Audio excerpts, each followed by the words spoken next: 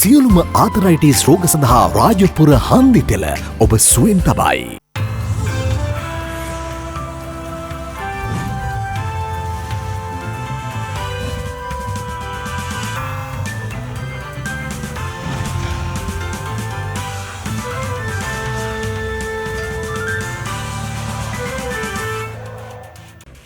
ආයුබෝවන්.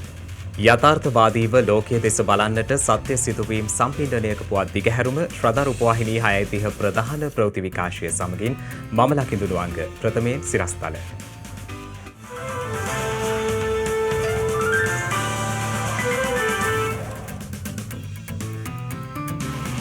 අවුරුදු 12ට වැඩි සංකූලතා සහිත දරුවන්ට සැප්තැම්බර් 21 වනදා සිට ෆයිසර් එන්නත් අගමැති අද ජේවිස් අන්තර් ආගමික හා සංස්කෘතික සමුළුවාමතයි. ජිනීවා මානව හිමිකම් කවුන්සලයේදී ලංකාවට අහිතකර බලපෑම් ඇතිවිය හැකි බවට අනතුරු වැඟවීමක්. ඔස්ට්‍රේලියාවේ කොවිඩ් ආසාදිතයින් පහළට.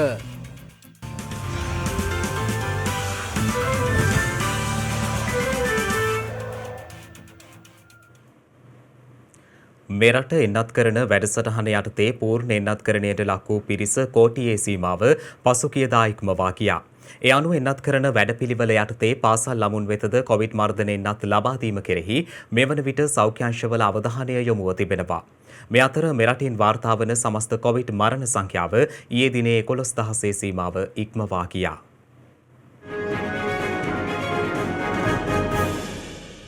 මෙරට කොවිඩ් එන්නත් කරන වැඩසටහන යටතේ වයස අවුරුදු 18ත් 29ත් අතර වයස් කාණ්ඩයේ පුද්ගලයින් වෙත එන්නත් කරන කටයුතු පසුගියදා ආරම්භ කරුණා. කෙසේ වෙතත් සමාජයේ මෙම එන්නත් කරන වැඩසටහන යම් මතභේදාත්මක තත්වයකට පත් වූයේ මේ වන විට මෙරට තුළ සීමිත ප්‍රමාණයේ පවතින ෆයිසර් එන්නත හම්බන්තොට සහ මාත්‍ර දිස්ත්‍රික්කවල තරුණ ප්‍රජාව වෙත ලබා දීමට කටයුතු කිරීමත් සමගයි. මේ සම්බන්ධයෙන් විවිධ පාර්ශවයන්ගේ විවේචන එල්ල වූ අතර රජයේ වෛද්‍ය නිලධාරීන්ගේ සංගමය විසින් සෞඛ්‍ය අමාත්‍යාංශය වෙත කරුණු අවධාරණය කර සිටියේ මෙරට තුළ පවතින ෆයිසර් එන්නත් උග පාසල් ළමුන් එන්නත් කරණය සඳහා භාවිතයට යොදා ගන්නා ලෙසයි.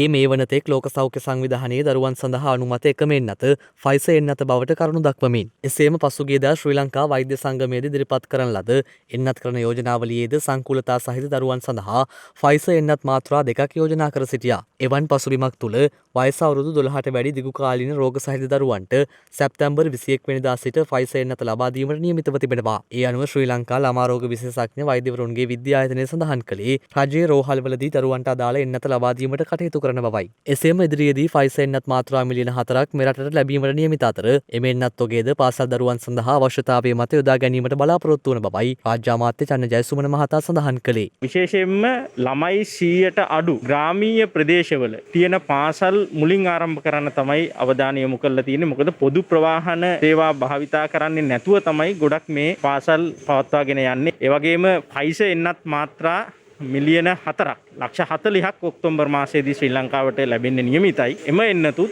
සුදුසු විදිහට පාසල් ළමුන් සඳහා යොදා ගන්න අපි නිර්දේශ බලාපොරොත්තුෙන් සිටිනවා. අපට නිර්දේශ ලැබිලා තියෙනවා විශේෂ අවශ්‍යතා තියෙන ඒ වගේම සංජානනීය ආබද්ධා තියෙන දරුවන්ව එන්නත් කරණයට ලක් කරන්න පුළුවන් කියලා උන් සඳහා ෆයිසර් එන්නත ලබන සතියේ සිට ලබා දෙන්න අප කටයුතු යොදලා තියෙනවා. සංකූලතා ඇති දරුවන්ට තමයි ඇත්තටම මේ එන්නත මුලින්ම දෙන්නට අවශ්‍ය. මොකද කොවිඩ් වැළඳුනොත් නිදන්ගත රෝග තියෙන දරුවෝ තමයි මරණයටපත් වීමේ අවදානම වැඩිම. ඒ නිසා ඒ අයට අනිවාර්යෙන් එන්නත දිය යුතු තිබෙනවා. ඒ සඳහා අපි දෙමාපියන් කැමැති කරවා ගැනීමට ඉදිරියේදී වැඩපිළිවෙලක් ඉතා ඉක්මනින් ආරම්භ කරනවා. විශේෂයෙන්ම මුලින්ම ඒ වයස් කාණ්ඩයේ අවධානය යොමු කරන්න ඕනේ. දියවැඩියාවෙන් පෙළෙන නොයෙකුත් නිදන්ගත රෝග තියෙන ඊළඟට ඇටමිදුළු වල ආබාධ තියෙන සහ උපතින්ම ප්‍රතිශක්තිය හීනවීමේ ප්‍රවණතාවයක් ඇති ලෙඩ රෝග තියෙන ළමුන්ට මේ එන්නත් මං හිතන්නේ මුලින්ම ලබා දිය යුතුයි. මේ අතර මෙරට කොවිඩ් ප්‍රතිශක්තිකරණ වැඩසටහනට අදාළව ඊයේ දිනේදී පුද්ගලයන් 2,25,521 දෙනෙකුට එන්නත ලබා දී තිබෙනවා. ඒ අනුව සයිනෝෆාර්ම් එන්නතේ දෙවන මාත්‍රාව පුද්ගලයන් 1,19,366 දෙනෙක් සඳහා ලබා දී ඇති අතර එහි පළමු මාත්‍රාව ලබා දී ඇති පිරිස 70,260ක් බවයි වසංගත රෝග විද්‍යා අංශය නිවේදනය කළේ. පසුගිය 10 වෙනිදා සිදු වූ තවත් කොවිඩ් ආසාදිත මරණ 157ක් සෞඛ්‍ය සේවා අධ්‍යක්ෂ ජෙනරාල්වරයා ඊයේ තහවුරු කළා. ඊට පිරිමි පුද්ගලයින් 70ක් සහ කාන්තාවන් 87ක් ඇතුළත්. මියගිය පිරිස අතර 130 දෙනෙකු අවුරුදු 60ට වැඩි පුද්ගලයින් වන අතර ඊට පිරිමි පුද්ගලයින් 63ක්ද ඇතුළත් වනවා. එම පිරිස අතරට අවුරුදු 30ට අඩු පුද්ගල මරණ 4ක්ද අයත්. ඒත් සමග මෙරට සමස්ත කොවිඩ් ආසාදිත මරණ සංඛ්‍යාව දැක්වෙන්නේ 11152ක් ලෙසයි. මේ අතර කොවිඩ් ආසාදිතයින් 2802ක් ඊයේ මෙරටින් වාර්තා වුණා. මෙලෙස වාර්තා වූ ආසාදිතයින් අතරට විදේශයන් සිට පැමිණි පුද්ගලයින් 6 දෙනෙකුද ඇතුළත්. ඒත් සමග මෙරට සමස්ත කොවිඩ් ආසාදිතයින් සංඛ්‍යාව දැක්වුණේ 4,83,280ක් ලෙසයි. රටවල් වර්ගීකරණය යටතේ ශ්‍රී ලංකාව තවමත් පවතින්නේ අධි අනාරක්ෂික නැත්නම් රතු කලාපයේ රටක් හැටියට.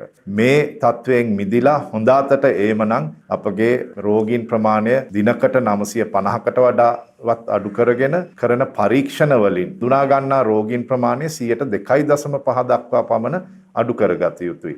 සැප්තැම්බර් 7 වෙනිදා වනට තිබුණ දත්ත අනුව අපගේ කරන පරීක්ෂණ වලින් හඳුනා ගන්නා රෝගීන් ප්‍රතිශතය 30ක් 35ක් පමණ ඉහළ ප්‍රතිශතයක තමයි පැවතුනේ. COVID-19 ආසාදිතයෝ අතර ඉන්නවා වයෝ වෘද්ධ සහ ආබාධ වූ ආසාදිතයෝ. මේ ආසාදිතයන්ට තමන්ගේ වැඩ කටයුතු මූලික වැඩ කටයුතු තනිව කරගන්න නොහැකි අයවලුන් මේ ආබාධිතයෝ නිවෙස් තුළ ඉඳලා ඔවුන් හදිසි අවස්ථාවකදී රෝහල් ගත කිරීම සඳහා ගිලන් රථ සපයන අවස්ථාවේදී මේ ගිලන් රථවලට මේ රෝගීන් ඇතුළත් කර ගැනීමේදී බරපතල ගැටලු පැන නගිනවා. ඔවුන් තනිවම ගිලන් රථයට ඇතුල් වෙන්න බැයි නම් නිවෙස් තුළ ඉන්න සහාය සපයන්න කෙනෙක් නැත්නම් දැඩි අපහසුතාවයකට පත් වෙනවා. ඒ නිසා අපි රජයේ බලධාරීන්ගේ විශේෂ අවධානය යොමු කරනවා. නිවෙස් තුළ ඉන්න වයෝවෘද්ධ සහ ආබාධ ආසාදිතයින් රෝහල් ගත කිරීම සඳහා ක්‍රමවේදයක් හදන්න, විශේෂයෙන් ප්‍රතිකාරක මධ්‍යස්ථාන තුළ ඔවුන්ට සත්කාරක සේවා සැපයිය හැකි ක්‍රමවේදයක් සකසන්න. ගිලන් රථ තුළ පුහුණුව ලැබූ මේ සේවාව කළ හැකි සේවකීන් නොදවන්න. එම නැති වුණොත් විශාල ගැටලු ශේෂ්ඨය නිර්මාණය වෙනවා. මේ නිසාම මරණ සංඛ්‍යාව ඉහළ යන්න පුළුවන්. මේ අතර හපුතලේ හල්දුම්මුල්ල ප්‍රදේශයේ නීවුඩ් සහ බත්ගොඩ වතුකොටසේ පදිංචිකරුවන් 113 දෙනෙකුට කොවිඩ් වෛරසය ආසාදනය වී තිබෙනවා. ඒ පසුගියදා සිදු කළ කොවිඩ් පරීක්ෂණවල ප්‍රතිඵල නිකුත් වීමත් සමගයි. මේ අතර නිරෝධායන ඇඳරි නීතිය පැනවීමත් සමග මෙරට ඉන්ධන භාවිතය අඩුවීම හේතුවෙන් ඉන්ධන බෙදාහැරීමේ කටයුතු සීමා කිරීමට සිදුවන බව ඛනිජ තෙල් නීතිගත සංස්ථාවේ සභාපති නීතිඥ සුමිත් විජේසිංහ මහතා පවසනවා. මේ තත්ත්වයේ යටතේ රටේ සාමාන්‍ය ඉන්ධන පරිභෝජනය සාමාන්‍ය තත්ත්වයන් යටතේ තිබුණාට වඩා 30%ක 40ක වගේ ප්‍රමාණයකින් පහත වැටලා තියෙනවා. ඉන්ධන බෙදාහැරීමත් ඒකට සාපේක්ෂව අඩු වෙලා තියෙනවා. මේ සම්බන්ධව ඛනිජ තෙල් කළමනාකාරීත්වයේ විසින් කල්පනා කරලා තීන්දුවක් ගත්තා සැප්තැම්බර් 11 වන සෙනසුරාදා දවස වසා දමන්න. අපි ළඟ දැනට තියෙන සංචිත ගත්තම ඉතා පැහැදිලිව දින 25කට 30කට අවශ්‍ය ප්‍රමාණය නිතරම අපි ළඟ අප සතුව තියෙනවා. මේ වන විට වෛරසය ආසාදිතව රෝහල්වල ප්‍රතිකාර ලබන සමස්ත පුද්ගලයන් සංඛ්‍යාව 59316ක් වන අතර වෛරසය ආසාදිතව සිට සුවය ලැබූ සමස්ත පුද්ගලයන් සංඛ්‍යාව දැක්වෙන්නේ 412812ක් ලෙසයි. තවදුරටත් ප්‍රාන්තීය වසා දැමීමක් අවශ්‍ය නොවන බව ඕස්ට්‍රේලියාවේ ක්වීන්ස්ලන්ත බලධාරීන් පවසනවා.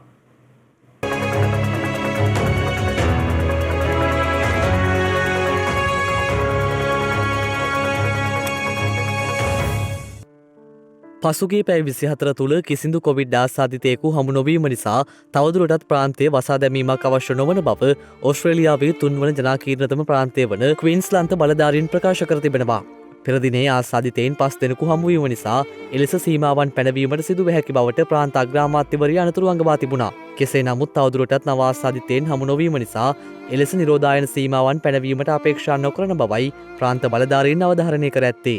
ඔස්ට්‍රේලියාවේ ජනාකීර්ණතම ප්‍රාන්තය වන වික්ටෝරියා සහ නිව් සවුත් වේල්ස් ප්‍රාන්තවල නිරෝධායන සීමාවන් තවදුරටත් ක්‍රියාත්මකයි. කොවිඩ් වසංගතයේ හේතුවෙන් මෙලෙස ප්‍රාන්ත වසා දැමීම නිසා ඔස්ට්‍රේලියානු ආර්ථිකයද පසුබෑමකට ලක් වී තිබෙනවා. මේ අතර පූර්ණ එන්නත්කරණය ලැබූ සංචාරකයන් සඳහා බැංකොක් නුවර ලබන ඔක්තෝබර් මාසයේ සිට විවෘත කිරීමට කටයුතු යොදා ඇති බවයි තායිලන්ත බලධාරීන් ප්‍රකාශ කළේ. ඒ කොවිඩ් වෛරස් ගෝලීය වසංගතයෙන් අඩපණ වූ එරට සංචාරක කර්මාන්තයේ අලි ප්‍රකෘතිමත් කිරීමේ අරමුණින් ගෝලීය වසංගතයට පෙර තායිලන්තයේ ජාතික ආදායමෙන් 5/1 හිමි වූයේ සංචාරක කර්මාන්තයෙන්. එමෙන්ම රටවල් 15ක් සඳහා පනවා තිබූ සංචාරක තහනම හෙට සිට ඉවත් කරන බව එක්සත් අරාබි එමිරාත් රාජ්‍ය නිවේදනය කර තිබෙනවා. මේ අතර රට තුළ ක්‍රියාත්මක ඇතැම් කොවිඩ් සෞඛ්‍ය මාර්ගෝපදේශයන්ට විරෝධය පළ කරමින් ප්‍රංශය පුරා දැවැන්ත විරෝධතා ආරම්භ වී තිබෙනවා. විදෙස් මාධ්‍ය වාර්තා කළේ මෙම විරෝධතාවන්ට 1,20,000කට අධික පිරිසක් එක්ව සිටින බවයි. කොවිඩ් මර්ධනය එන්නත් ලබා නොගත් පුද්ගලයින්ට ආපනශාලා ඇතුළු පොදු ස්ථානවලට ඇතුළු වීමට අවසර නොදීම ඇතුළු සෞඛ්‍ය රීතීන්ට විරෝධය පළ කරමින් මෙම විරෝධතා ක්‍රියාත්මකයි. විදෙස් මාධ්‍ය වාර්තා කළේ ප්‍රංශයේ පැරිස් නුවර පැවති විරෝධතා අතරතුර පොලිසිය සමග ගැටුම් ඇති කරගත් පුද්ගලයින් 85 දෙනෙකු අත්අඩංගුවටගෙන ඇති බවයි. ප්‍රංශයේ ක්‍රියාත්මක වන මාර්ගෝපදේශ යටතේ පොදු ස්ථානයන්ට ඇතුළු වීමේදී කොවිඩ් ආසාදිතයෙකු නොවන බවට තහවුරු වන කොවිඩ් පරීක්ෂණ වාර්තා තිබිය යුතු වනවා. විරෝධතාකරුවන් චෝදනා කරන්නේ එමගින් එන්නත්කරණයට ලක් නොවූ පුද්ගලයින් වෙන්කොට සැලකීමක් සිදුවන බවයි. හෙට දිනේ ආරම්භ වන ජිනීවා මානව හිමිකම් සැසියේදී ශ්‍රී ලංකාවට ඇතිවන බලපෑම අවම කිරීම සඳහා තානාපතිවරුන් වෙත නිවැරදි තත්ත්වය වාර්තා කොට මානව හිමිකම් කොමසාරිස්වරිය දැනුම්පත් කිරීමට කටයුතු කළ යුතු බව මහාචාර්ය ප්‍රතිභා මහානාම හේවා මහතා පවසනවා. 46.1 කියන සභාවාරයේදී ලංකාවට එරෙහිව සම්මත කරගත්ත යෝජනාව පිළිබඳව වාචික වාර්තාව මිෂෙල් බැච්ලේ ගරු මානවිකම් මහලේකම් කොමසාරිස් කාර්යාලය වෙනුවෙන් ඉදිරිපත් කරනවා. ඇයගේ වාචික වාර්තාව තියෙන්නේ මානව හිමිකම් පිළිබඳව වගවීම සංහිඳතාව ශ්‍රී ලංකාව කොච්චර දුරට ගිහිල්ලාද? ලංකාවේ ප්‍රගතිය තමයි මේ කතා කරන්නේ. ඒ නිසා තීරණයක් ගන්නෙ නෑ. ඊට පස්සේ තමයි ලිඛිත වාර්තාව ලැබලා දෙන්නේ. මේ වාචික වාර්තාවට ලංකාවටත් පිළිතුරු දෙන්න පුළුවන්. හැබැයි මෙතන භයානක තත්ත්වයක් තියෙනවා. යස්මින් සුකා මහත්මිය එයාගේ 165 වන වාර්තාව දීලා ඉවරයි මානව හිමිකම් මහ කොමසාරිස් කාර්යාලය.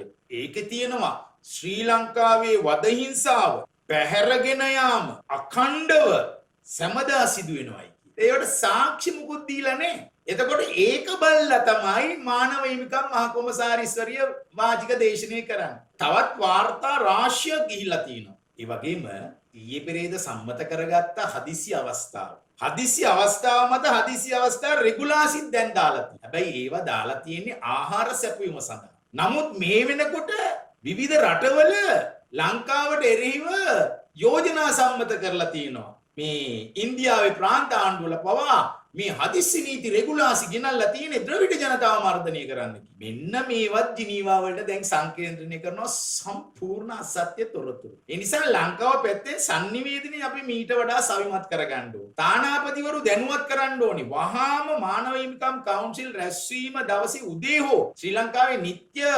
නියෝජිතයාට පුළුවන් නම් ලංකාව වෙනුවෙන් ඉන්න සියලුම ඒ කියන තානාපති කාර්යාල වලට නියම තත්ත්වය sannivedanaya කරන්න විශේෂ මැච් ඩේ මැතිනිය පවා එතනදී වෙනස් වෙන්න පුළුවන්. ශ්‍රී ලංකා මහ බැංකුව මගින් මෙරට අත්‍යවශ්‍ය භාණ්ඩ ආනයනය කිසිදු ආකාරයකට තහනම් කර නොමැති බව වෙළඳ අමාත්‍ය බන්දුල ගුණවර්ධන මහතා පවසනවා. එසේම මෙම ආනයන අධෛර්යමත් කිරීම මගින් සාමාන්‍ය ජනතාවට කිසිදු බලපෑමක් සිදු නොවන බවද අමාත්‍යවරයා වැඩිදුරටත් අවධාරණය කළා.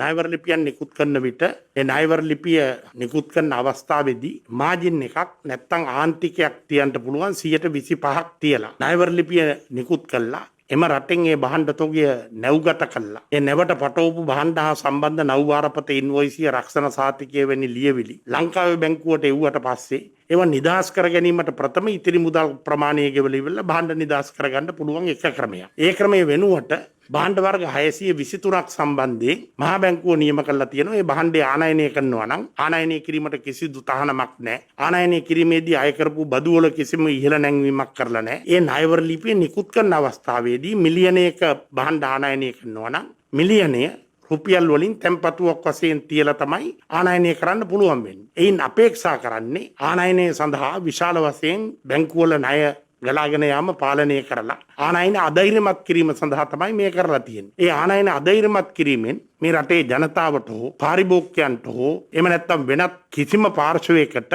අසාධාරණයක් වෙන්නේ නැහැ. මක්නිසාදයක් මේ භාණ්ඩ ගත්තොත් වායු සමීකරණ, ශීතකරණ, අධිශීතකරණ, අවු කණ්ණාඩි, චීස්, බට මේ වැනි භාණ්ඩ වර්ග තමයි මේ ලයිස්තුවට ඇතුළු කරලා තියෙන්නේ. 1977 විවෘත වෙළඳපොළ ආර්ථිකය ඇති වෙන්න කලින් අපේ රටේ ජනතාවට අත්‍යවශ්‍ය වෙන රෙදිපිලි ඇඟලුම් විශාල ප්‍රමාණයක් ඉහළ ප්‍රමිතියෙන් යුක්තව මේ රට ඇතුළේ නිෂ්පාදනය කරමින් තිබුණා. මේවා තමයි ලාංකීය ජනතාව පාවිච්චි කරපු රෙදිපිලි ඇඟලුම්. මේ තියෙන වැරදි සාගත ප්‍රචාරණය නිසා අවශ්‍ය වෙන රෙදිපිලි ඇඟලුම් කාට හරි ඕනේ නම් පවතින මිලටත් වඩා අඩු මිලට සැපීම සඳහා සතෝ සහ රාජ්‍ය ආයතන මගින් සපයන්නත් අලුත් වැඩපිළිවෙළක් සකස් කරන්න මම බලාපොරොත්තු වෙනවා. එක්ස්ප්‍රස් පර්ල් නෞකාව මුහුදුබත්තු කලාපයේ දීවර කටයුතු වල නිරත වීම අනතුරුදායක බව සමුද්‍රීය පරිසර ආරක්ෂණ අධිකාරිය පවසනවා. රසායනික ද්‍රව්‍ය ඇතුළු භාණ්ඩ තොගයක් ප්‍රවාහනය කරමින් තිබූ එක්ස්ප්‍රස් පර්ල් නෞකාව කොළඹ වරායට නුදුරු මුහුදේදී ගිනි ගැනීමට ලක් වුණේ පසුගිය මැයි මාස 20 වනදායි. පසුව නෞකාව ගැඹුරු මුහුද දෙසට ඇදගෙන යාමට කටයුතු කිරීමේදී නැවතුරට ජලය කාන්දු වීමෙන් නෞකාව මුහුදුබත් වූ අතර අනතුරුව දීවර අමාත්‍යාංශයේ එයාවට මුහුදු තීරය දීවර කටයුතු සඳහා තහනම් කලාපයක් බවට පත් කිරීමටයි පියවර ගනුනේ.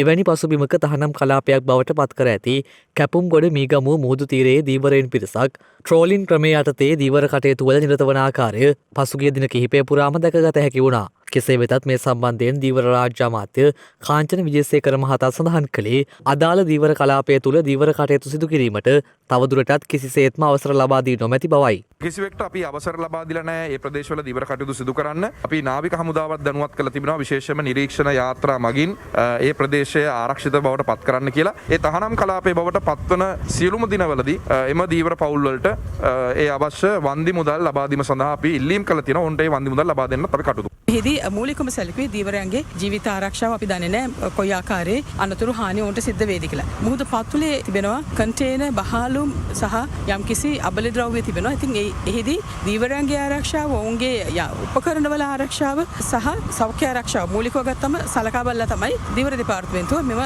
දීවර තහනම තවදුරටත් ක්‍රියාත්මක කරමින් පවතින. ඒක නිසා මේ කලාපය තුළ දීවර කටයුතු සිද්ධ වෙන්නේ නැහැ. වනාලී 50කට අධික සංඛ්‍යාවක් ගම්වැදීම හේතුවෙන් මහියංගනය සොරපොර ගම්මානයේ ජනතාව දැඩි පීඩාවට පත්ව ඇති බව අපට වාර්තා වුණා. මහියංගනය හා අවට ගම්මානය අනු වසර ගණනාවක් තිස්සේ වනාලි ග්‍රහණයට ලක්වෙමින් ගම්වාසීන් පීඩාවට පත් කරමින් ඇති ප්‍රදේශයක් බව බොහෝ දෙනෙක් දන්නා කාරණයක්. ඒ අනුව මේ පුවත අපට වාර්තා වන්නේ මහියංගනය සොරපොර ගුරුමඩ ගම්මානයෙන්.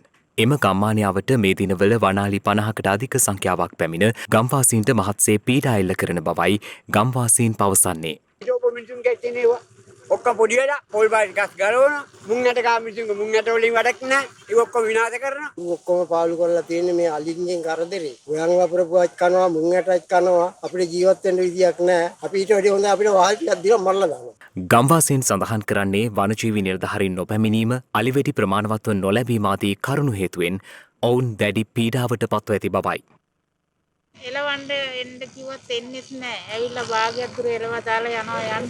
ඒ වපරපු දවසේ ඉඳලා ළමයි ඔය ගස් උඩ ඉන්නේ.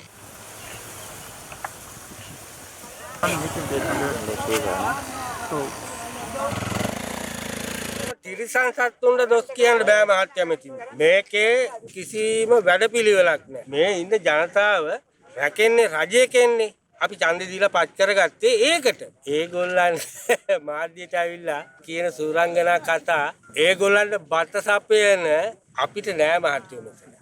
ඔය පොම්පෝස් කුඹුර වලට දාන්න පොහොර හදලා තියෙන එකක් ඔය. එයා ඒක කඩන්න යන්නේ දැන්. අක්කර 200ක කුරඩෝවක් තියෙනවා ආලින්ට වෙන් කරපේයක්. ඒක දැන් මිනිස්සු බලාත්කාරයෙන් අල්ලගෙන භුක්ති විඳිනවා. ඒකට ආණ්ඩු ක්‍රියා මාර්ගයක් ගන්නෙත් නැහැ. මහවැලි සංවර්ධන අමාත්‍යාංශයෙන් කිසිමක් දෙන්නෙත් නැහැ. ඒක නිසා තමයි මේ අලි ප්‍රශ්නේ වෙලා තියෙන්නේ. ඒගොල්ලන්ට අලි බලා ගන්න බැරි වෙලා තියෙන්නේ. ඒකට උත්තරයක් කරන්න නම් මේ මිනිස්සු අයින් කරන්න. ඒ මිනිස්සු අයින් කරන්න වයිලැප් එකට බලයක් නැහැ. ඒකට මහවැලි සංවර්ධන අමාත්‍යාංශය හෝ නැත්නම් ජනාධිපතිතුමා හෝ අපේ බලධාරියන් එකතු වෙලා මේක කරන්න. දැන් තවත් දේශීය පුවත් කිහිපයක් කෙටියෙන්.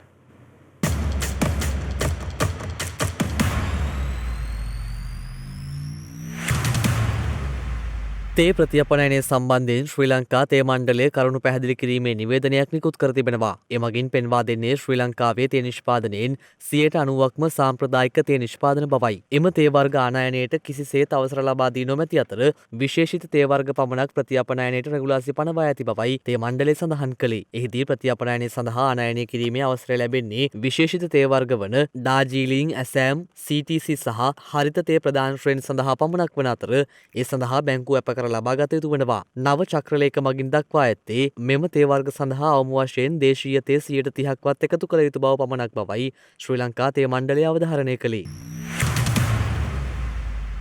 අග්‍රාමාත්‍ය මහින්ද රාජපක්ෂ මහතා අද G20 අන්තර්ආගමික හා සංස්කෘතික සමුළුවේ සමාරම්භක සැසියේ ප්‍රධාන දේශනය පැවැත්වීමටයි නියමිත පැත්තේ.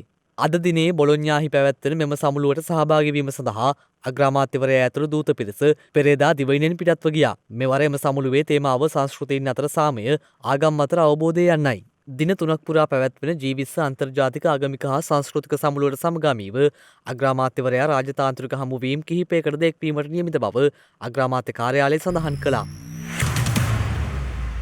මහාධිකරණවල පවතින ළමා අපයෝජන නඩු විභාග කිරීමට කල්ගත වීම අවම කිරීමට අදාළ චක්‍රලේඛය මේ වන විට නිකුත් කර තිබෙනවා. අධිකරණ සේවා කොමිසම විසින් එය නිකුත් කර ඇත්තේ සියලු මහාධිකරණ විනිසුරුවන් වෙතයි. ළමා අපයෝජන නඩු විභාග පමාවීම සම්බන්ධයෙන් ජාතික ළමා ආරක්ෂක අධිකාරිය සිදු කළ ඉල්ලීමක් සලකා බලමින් මෙම චක්‍රලේඛය නිකුත් කර තිබෙනවා. ඒ අනුව ළමා අපයෝජන නඩු වලට ප්‍රමුඛතාවය ලබා දීම මහාධිකරණ විනිසුරුවරුන්ගෙන් බලාපොරොත්තු වන බවයි එහි දැක්වෙන්නේ.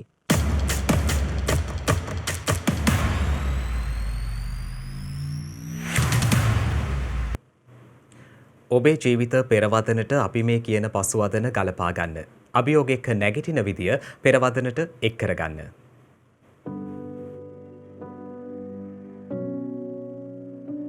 ලී හුවා චීනයේ ජීවත් වුණ සාමාන්‍ය සරල තරුණයෙක්. ඔහුට වයස අවුරුදු 18දී ජීවිතයේ අමිහිරි අත්දැකීමකට මුහුණ දෙන්න සිද්ධ වෙනවා. ඒ ලෝකයේ දරුණුතම කොඳු ඇට පෙළ ආශ්‍රිත රෝගයක් නිසා. කෙටියෙන් AS ලෙස හඳුන්වන මේ රෝගය ඇන්කිලොසින් ස්පොන්ඩිලයිටිස් විදිහටයි හඳුන්වන්නේ. පේනවද? ඔහු ඉන්න විදිය ලීගේ හිස දනහිස දක්වාම කුදු බවට පත් වෙලා ඔහුට කිසිම වැඩක් කරගන්න බැරි විදියට ජීවිතය සරදම් කරන්නට වෙලා. විශ්වාස කරන්න ලී මේ විදියට වසර 28ක් මහා වේදනාවක් එක්ක ජීවත් වුණා. බොහෝ තැන්වල ඔහු හැඳින්වුනේ නැමුණු මිනිසා කියලා. තව දෙයක් කියන්න තියෙනවා. වසර 28ක් පුරා මේ විදියට පීඩා විඳි Tamanගේ ආදරණීය පුතා රැකබලා ගැනීමට අවසානයේ ඉතිරි වෙන්නේ ලීගේ අම්මා විතරයි.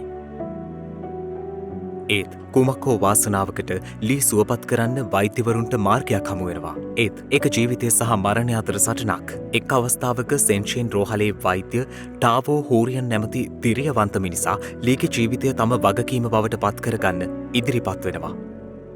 ඒත් බොහෝ දෙනෙක් විවිධ අපලාද කියන්නට උනා. ඒක සාර්ථක වෙන්නේ නෑ කිව්වා.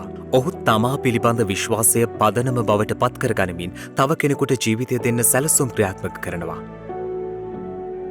කිසිම දිනක හිස කෙලින් කළ නොහැකියයි බොහෝ දෙනා කී ලීට සැත්කම කිරීමේ අභියෝගය ඔහු තම හිස මත පටව ගන්නවා. වසර 28ක් හිස ඔසවා ලෝකයේ දෙස නොබැලූ, හිස ඔසවා ආහාරයක් නොගත් ලී ඒ අවදානම් සැත්කමට මුහුණ දෙනවා. ඒකත් අභියෝගය අකුරටම ජයගත් වෛද්‍ය කණ්ඩායම ලීගේ හිස සහ පිටකොන්ද නැවතත් පෙර තිබූ පරිදි සකසනවා. ලී දැන් දෙපයින් සිටගන්න හිස කෙලින් තබා ඇවිදින සාමාන්‍ය මිනිසෙක්. වසර 28ක් පුරා එකම තැනකට වී සිටි ලීගේ අම්මා සතුටින් රැකබලා ගැනීම තමයි ලීට තියෙන එකම බලාපොරොත්තුව.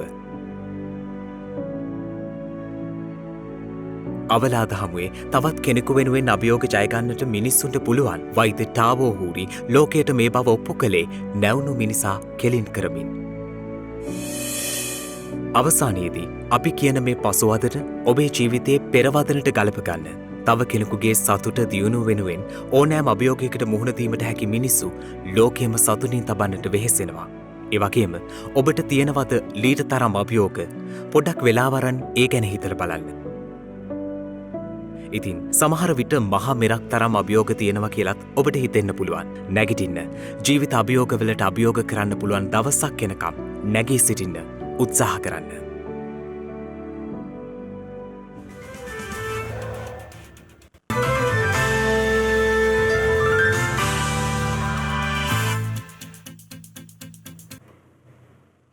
අවධානය විදෙස් පුවත් වෙත. 2001 වසරේදී ඇමරිකාවට එල්ලූ ත්‍රස්ත ප්‍රහාරයේ 20 වන අනුස්මරණ අවස්ථා කිහිපයක් එම ප්‍රහාර සිදු වූ ස්ථානවල ඊයේ පැවති බව විදෙස් මාධ්‍ය වාර්තා කළා.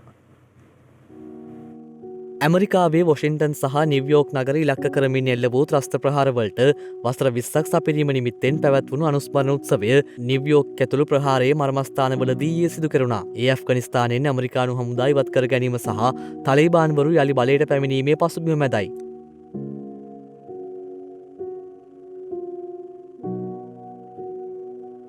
ප්‍රහාරයේ මූලික ඉලක්කය වූ නිව්යෝක් ලෝක වෙළඳ මධ්‍යස්ථානයේ පිහිටා තිබූ ස්ථානයේ ස්මාරකාභියස ඇමරිකානු වේලාවෙන් උදෑසන 8:46ට නිහඬියාවක් පළ කෙරුණා. 2001 වසරේ සැප්තැම්බර් 11 වෙනිදා අල්-කයිඩා ත්‍රස්තවාදීන් පැහැරගත් ගුවන් යානාවකින් ලෝක වෙළඳ මධ්‍යස්ථානයට කඩා වැදුනේම වේලාවේදී ප්‍රහාරයෙන් මියගිය පුද්ගලයින්ගේ ඥාතීන් සහ දිවිගලවාගත් පුද්ගලයින් එහි රැස්ව සිටි අතර මියගිය සෑම පුද්ගලයෙකුගේම නම් කියවනු ලැබුවේ පැය 4කමාරක් පැවති අනුස්මරණ උත්සවයේදී. එම අවස්ථාවට ජනාධිපති ජෝ බයිඩන් මෙන්ම හිටපු ජනාධිපති බැරක් ඔබාමා එක් වූ අතර නිව්යෝක් නුවර දැඩි ආරක්ෂාවක් යොදවා තිබුණා.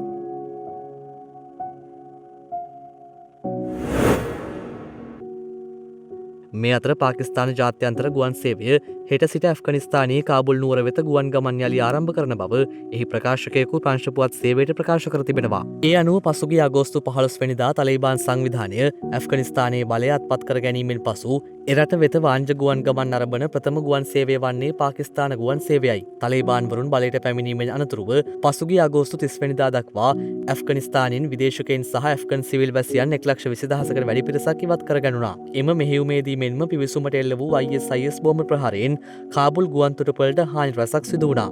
කෙසේ නමුත් සිය ප්‍රථම වාණිජ ගුවන් යානය ලබන සඳුදා ඉස්ලාමාබාද් නුවර සිට කාබුල් වෙත පියාසර කිරීමට නියමිත බවයි පාකිස්තාන ජාත්‍යන්තර ගුවන් සේවයේ ප්‍රකාශකයෙකු සඳහන් කළේ.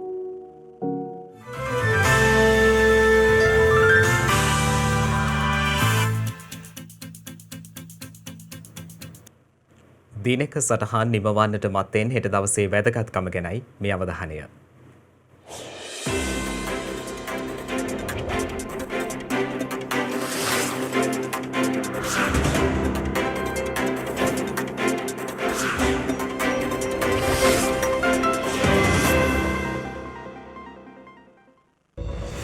හෙට සැප්තැම්බර් මස 13 වනදා මහවැලි ගඟ හරහා ඉදිකළ පේරාදෙණිය පාලම විවෘත කර ඇත්තේ 1906 සැප්තැම්බර් මස 13 වන දිනයි. හෙන්රි බේල් කාණ්ඩුකාරවරයා විසිනුයි ඒ විවෘත කර ඇත්තේ. 19 වන සියවසේ පශ්චාත් භාගයේ ආරම්භී ජාතික ආගමික සංස්කෘතික පුනර්ජීවනය ඇති කිරීමට විශිෂ්ට ලෙස දායකත්වය ලබා දුන් වලිසිංහ හරිචන්ද්‍ර මහතා මෙලොවින් සමුගෙන ඇත්තේ 1913 සැප්තැම්බර් මස 13 වන දිනයි. ආදිවාසීන්ගේ අයිතිවාසිකම් පිළිබඳ ප්‍රකාශය එක්සත් ජාතීන්ගේ මහා මණ්ඩලය විසින් සම්මත කරගෙන ඇත්තේ 2007 හෙටවැනි දිනකයි.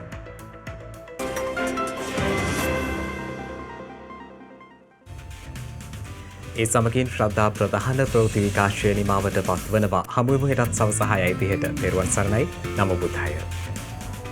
මෙවැනි වැදගත් පුවත් නැරඹීම සඳහා ශ්‍රද්ධා TV News YouTube channel එක subscribe කර සීනුව සලකුණ වන්න.